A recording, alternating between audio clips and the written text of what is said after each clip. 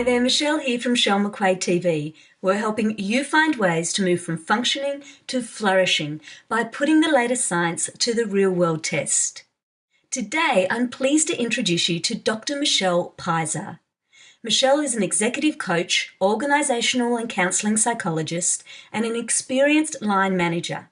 For over 25 years, she's worked with senior and middle managers across multiple corporate, private and government sector organisations to improve their careers, personal lives and workplaces. Michelle is trained in the Boss Whispering Method and is a member of the Boss Whispering Institute. She's a published author, has presented at local and international conferences, won a number of awards for her work and been featured in various media outlets. Welcome, Michelle. Thank you. So glad to be here, Michelle. Michelle, why are bad bosses so hard for people to manage?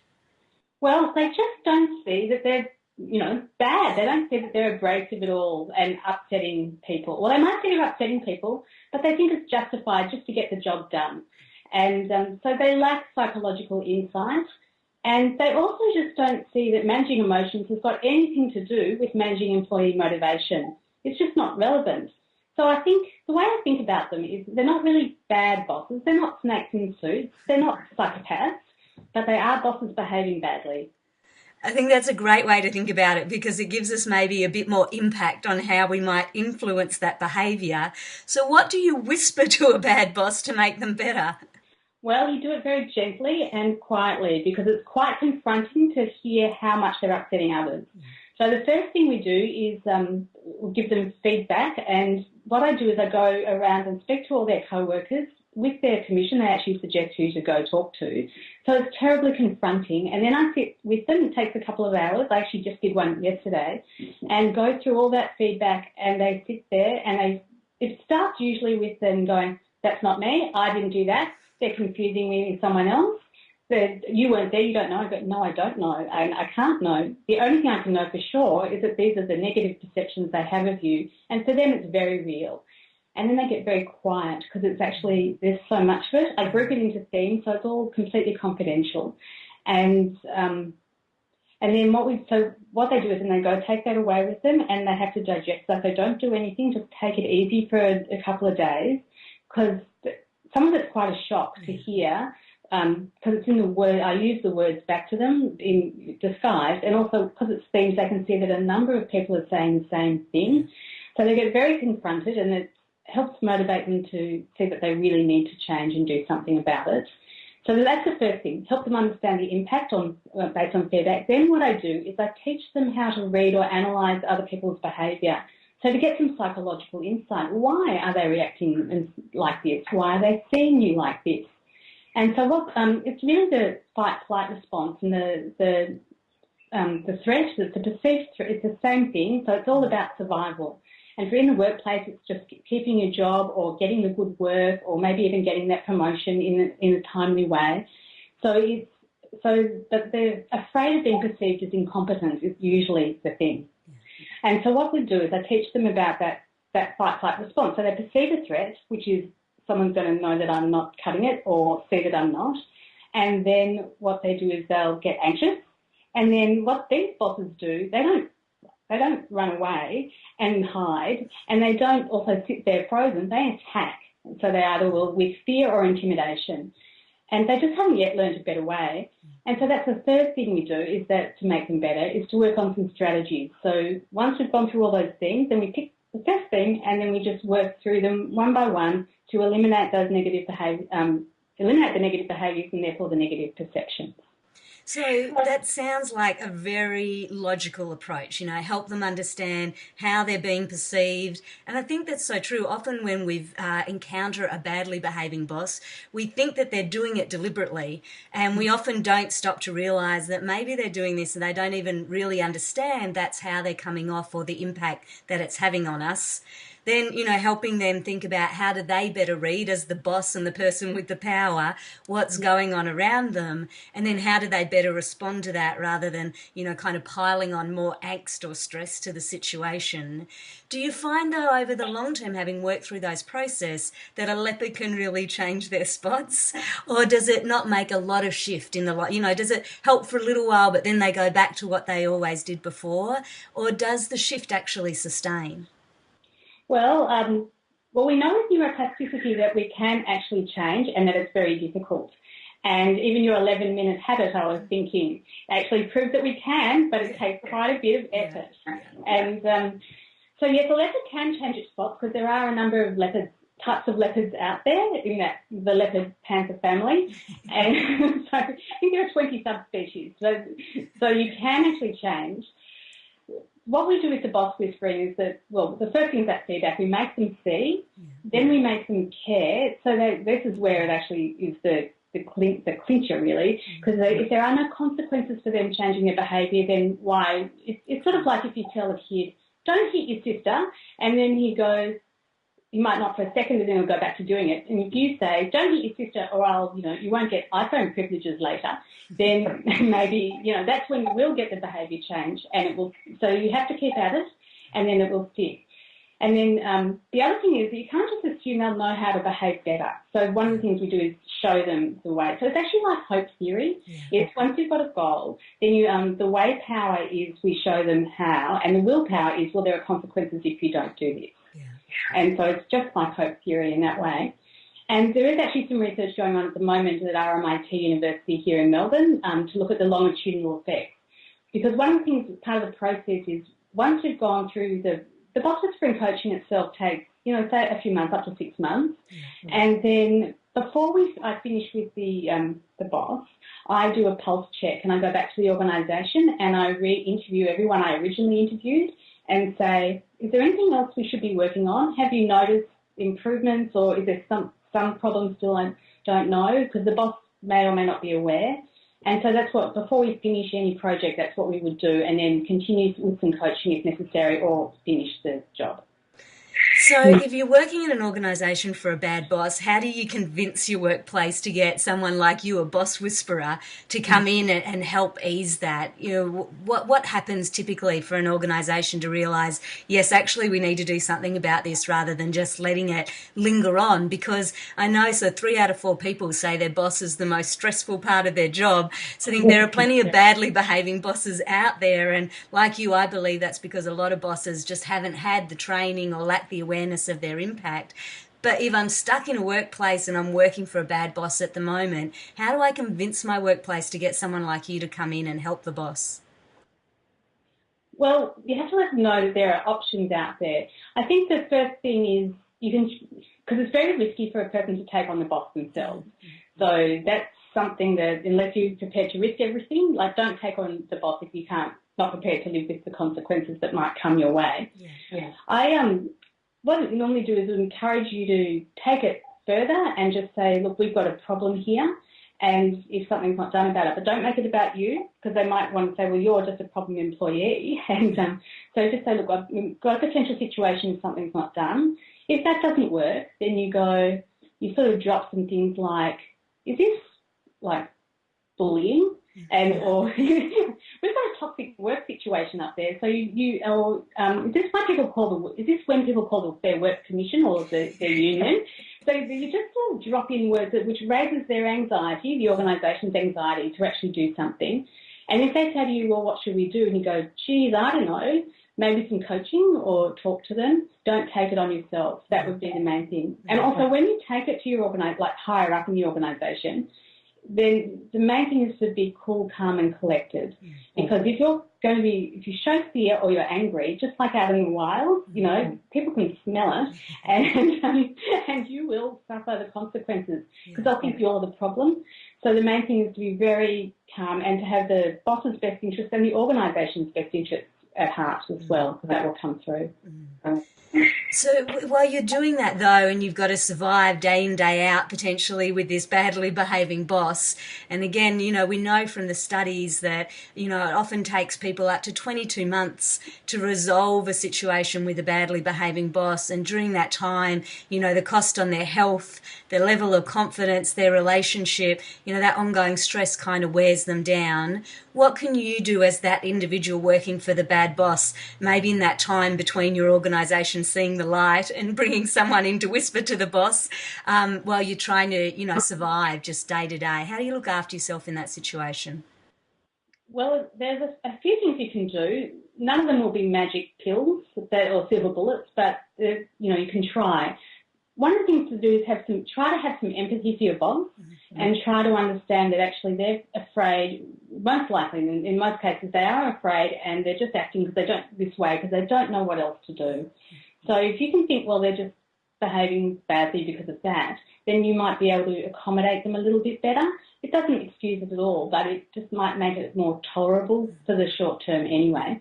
The other thing is to try to read your boss. So, if they're in a bad mood, don't go there. Or if they're, grumpier in the morning, maybe go in the afternoon. Or the other thing is, because they're afraid of being perceived as incompetent, then maybe do what you can to make them look good.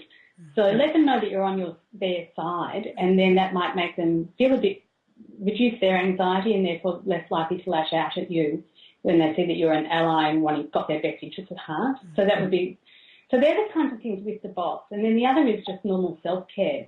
So it would be, eating well, socialising, making sure you've got that work-life balance as balanced as you can. Exercise is always really good. Having some outside interests so that work isn't the sole focus, and because it can be very consuming and take over your life if you're not careful, depending on how severe it gets.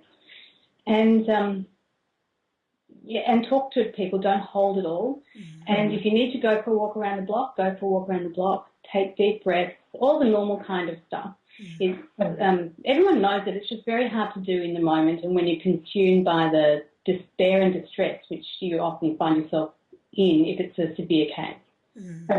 I think that's so important, and a couple of times where I found myself with difficult bosses, I've realised that they're the gift you never ask for. You don't want the gift, but actually when the experience comes, there's a whole lot that you can learn about how you manage yourself and your own reactions when you're under stress, while you're in that situation. And I certainly found that empathy, was a real way to build a bridge and take some of the personal sting out of what was happening, so that my boss's behaviour wasn't constantly triggering off my own fears and, causing my own bad behaviour as a result of that.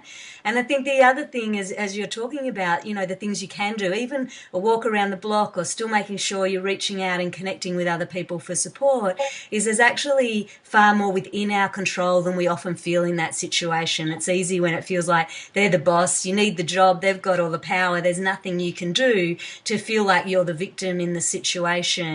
And yet there's actually a whole lot you can do about your own responses to what's unfolding. And I think that's part of the gift that you never ask for, but you get in these situations. No, I've actually got a client who's been bullied 3 times now. The first time it was terrible. The second time she recognised it very early on. And that's one of the things with bullying too. If you can recognise it early on, you're better off. Yeah. Because the other thing that tends to happen is that it's usually not targeted to begin with. They're just generally not coping, and so there's not a particular target. But as it gets worse over time, can become more targeted, but that's usually much further down the track. Yeah. So if you can recognise it and nip it in the bud early, that's always a good thing. Yeah. And also recommend taking it higher to up the organisation early rather than holding it. But this particular person I've got in mind, because she recognises it now, she nips it in the bud. She goes, that's their problem, not mine. Yeah. And she doesn't internalise it so much, and so she's much more resilient because of it. Yeah. I think that's so important. It makes such a big difference. But boy, what a hard lesson to learn, and what a horrible way to have to learn it. Yeah. And so, Michelle, if you are being outright bullied, like it's not just a case of a boss behaving a bit badly and difficultly, but somebody either verbally or physically abusing you in some way in the workplace, what should you do in that situation? Because obviously that you need to act far more quickly with that than where it's someone that's just likes to shout around the office or micromanage everybody or, play games. So if you are being extremely bullied at work, what's the best thing for someone to do? Don't stay there. Like I get out of the situation. I don't think anyone should be subjected to that. And I would go take that hire straight away. That's what I would recommend. Yeah. Fantastic. And I know occasionally I get people who come across a boss who they believe has a personality disorder, who might be a narcissist, for example, or even somebody suffering from bipolar, where you're getting a lot of highs and lows that are very unpredictable. So if your boss's behaviour kind of doesn't make sense in the ways that you've been talking about, but maybe seems a bit more emotionally extreme than that, and you think they might have a personality disorder, what do you do in that situation? Well, that one is really hard because for the person who lives with that, that's really hard. And they don't actually like it because in my counselling practice, I see that. They don't like it. It's not an easy thing. They don't find it hard to live with themselves, let alone all the people around them. There's no easy solution for that one either. It's just being empathic, head down and do your work, or take it further and say, are they getting the support they need? Like externally, for whatever reason. I don't think that's, we have to be accommodating of everyone's differences, but there are limits. And I think it's for the organisation to set those limits, not an individual really, what will be tolerated, what won't. So I think the organisational policies need to be very clear. So the organisation, I keep saying it, the organisation has a responsibility here to provide a psychologically safe place to be. And if someone is volatile or abusive like that, maybe they should go home for the day. Let everyone get on with their work. I think one of the things that helped me understanding a bit more about that was often with those personality disorder, it's because we struggle to feel empathetic towards other people, that literally the chemical makeup of the brain makes empathy a very difficult experience for those people. And so that's kind of helped me when I'm encountering other people. Is there empathy here or is there a complete lack of empathy? And in that case, might there be something, in the way this person is chemically balanced within their head that's making empathy difficult to feel, and therefore, like trying to ask someone to run 100 metres with a broken leg, expecting them to be empathetic is actually physically, a hugely challenging thing to do without the proper support around them. And I think really challenging because often those personality disorders aren't diagnosed for people for a long time as well. And so they may not know that they're operating with that kind of challenge in front of them until they get the kind of feedback that you're talking about it, and it starts to become clearer that maybe they need more support. Yeah, and I think that's quite a mature position you're taking there, Michelle. Being able to have, especially if you're a fairly young employee, or even if you're not, you really need the work for, for your livelihood. Yeah. Then you're not, to have that level of compassion is really, it does require you to step up internally within yourself. Yeah. And sometimes that's hard, and it is kind of beyond our job description, but it's also not. I think we all have to be kind to each other as best we can, and I think that's what you're talking about. And it does help if you can be compassionate like that. And it's not easy when you're being attacked.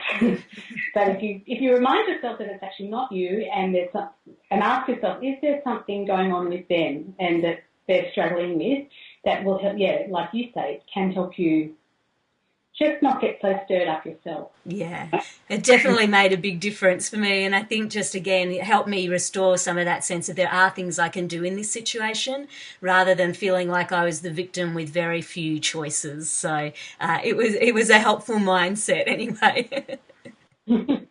Yeah, but it is a mature one, and so hopefully we can all do it most of the time. Yeah. Well, thank you so much, Michelle, for talking to us today about what to do with badly behaving bosses. Oh, it's a pleasure, and thank you so much for having me. I highly recommend you download the free chapter on how to tame an abrasive boss at Michelle's website, michellepizer.com.au. And while you're there, grab a copy of her free ebook, 8 Ways to Improve Your Work Life. Of course, if you want more tested, practical and playful ways to move from functioning to flourishing, head on over to michellemcquaid.com, leave your name and email address so you can hear all our news first. Remember, you are good enough, so don't be afraid to let your light shine, even if you're working with a badly behaving boss. Until next time, take care.